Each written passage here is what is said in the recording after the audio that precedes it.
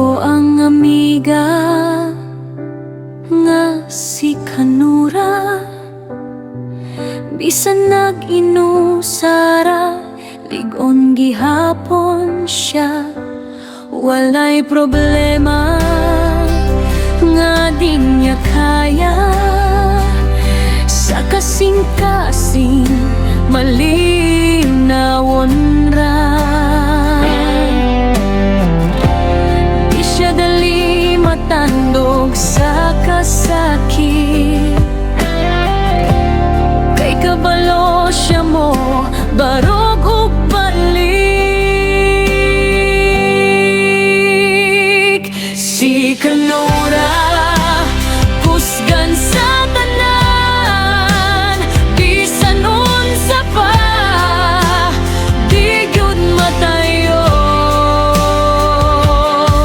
Sa gugma sa iyang nanay ug tatay, siya kanunay gipanggang nga tinuod.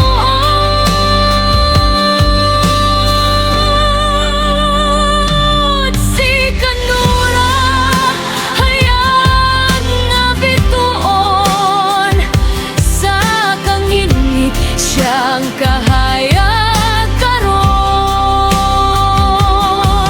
Bisan nag-inusara, dili gyud mahadlok, kay naay gugma nga dili mapalong.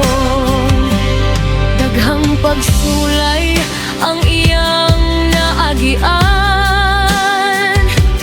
pero smile gihapon ang iyang gipakita. Sa matag adlaw nga iyang giatubang, paglaom ang iyang gihawiran. Bisan usahay siya ra usa, pero kusog ang iyang pagtuo sa Ginoo.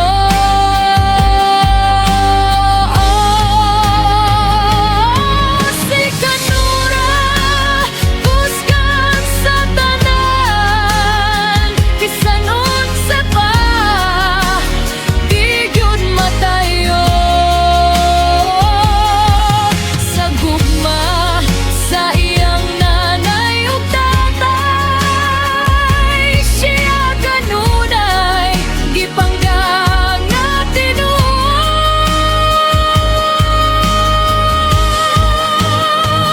Ug kung kapoy na ang tanan, ayaw kalimot na arami dinha. Dili ka mag-inusara, Kanura.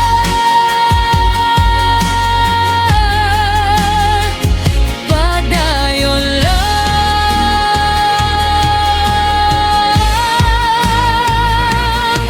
Si Kanura kusgan gihapon, sa makakunos mudayon ug barog. Sa gugma sa pamilya nga walay sama, siya gipangga hangtod sa walay katapusan.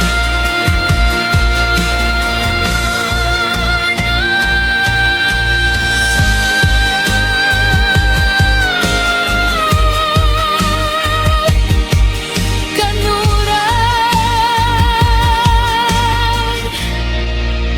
ikaw ang kahayag.